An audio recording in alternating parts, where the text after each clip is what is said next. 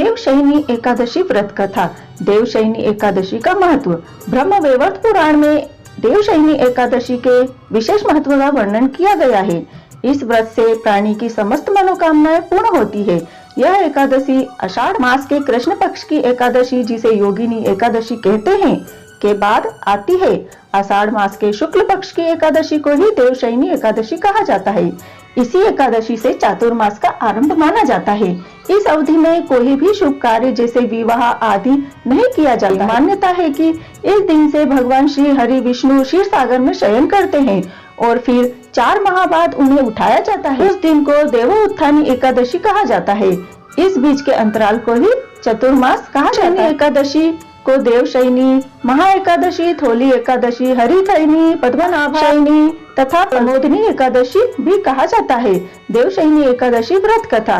धर्मराज युधिष्ठिर ने कहा, हे केशव, आषाढ़ शुक्ल एकादशी का क्या नाम है? इस व्रत के करने की विधि क्या है और किस दिन किस देवता का पूजन किया जाता है? श्री कृष्ण कहने लगे कि हे युधिष्ठिर, जिस एकादशी को ब्रह्मा जी ने नारद जी से कहा था, वही मैं तुमसे कहता हूँ। एक बार देव ऋषि नारद जी ने ब्रह्मा जी से इस एकादशी के विषय में जानने की उत्सुकता प्रकट की। तब ब्रह्मा जी ने उन्हें बताया, सतयुग में मानदाता नाम का एक चक्रवर्ती सम्राट राज्य करते थे। उनके राज्य में प्रजा बहुत सुखी थी, किंतु भविष्य में क्या हो जाए यह कोई नहीं जानता। अतः वे भी इस बात से अनभिज्ञ थे कि उनके राज्य में शीघ्र ही भयंकर अकाल पड़ने वाला है। उनके राज्य में पूरे 3 वर्ष तक वर्षा न होने के कारण भयंकर अकाल पड़ा। इस अकाल से चारों ओर त्राही त्राही मच गई। धर्म पक्ष के यज्ञ, हवन, पिंडदान, कथा, व्रत आदि में कमी हो गई। जब मुसीबत पड़ी हो तो धार्मिक कार्यों में प्राणी की रुचि कहाँ रह जाती है। प्रजा ने राजा के पास जाकर अपनी वेदना की दुहाई दी। राजा ने तो इस स्थिति को लेकर पहले से ही दुखी थे। सोचने लगे कि आखिर मैंने ऐसा कौन सा पाप कर्म किया है जिसका दंड मुझे इस रूप में मिल रहा है। फिर इस कष्ट से मुक्ति पाने का कोई साधन के उद्देश्य से राजा सेना को लेकर जंगल की ओर चल दिए।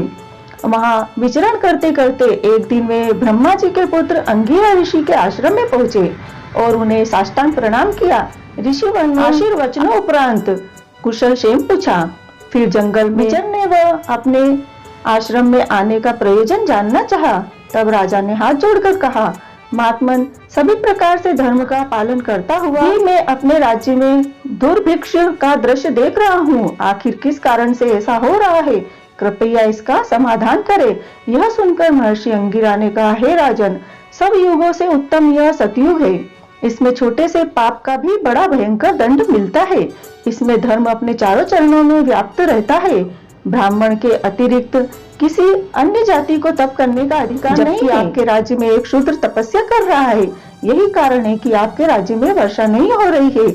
जब तक वह काल को प्राप्त नहीं होगा, तब तक यह दुर्भिक्ष शांत नहीं होगा। दुर्भिक्ष की शांति उसे मानने से ही संभव है, किंतु राजा का हृदय अपराध शूद्र तपस्वी का शमन करने को तैयार नहीं था। उन्होंने कहा, हे देव, मैं उस निरपराध को मार दूं। बात मेरा मन स्वीकार नहीं कर रहा। कृपा करके आप कोई और उपाय बताइए। महर्षि अंगिरा ने बताया, आषाढ़ माह के शुक्ल पक्ष की एकादशी का व्रत करें। इस व्रत के प्रभाव से अवश्य वर्षा होगी।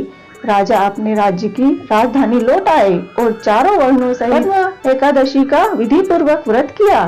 व्रत के प्रभाव से उनके राज्य में मूसलाधार वर्षा हुई और पूरा राज्य धन धान्य से परिपूर्ण हो गया। वैवर्त पुराण में देवशयनी एकादशी के विशेष महत्व का वर्णन किया गया है।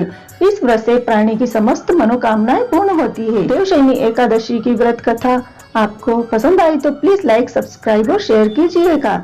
राधे राधे, जय श्री कृष्ण।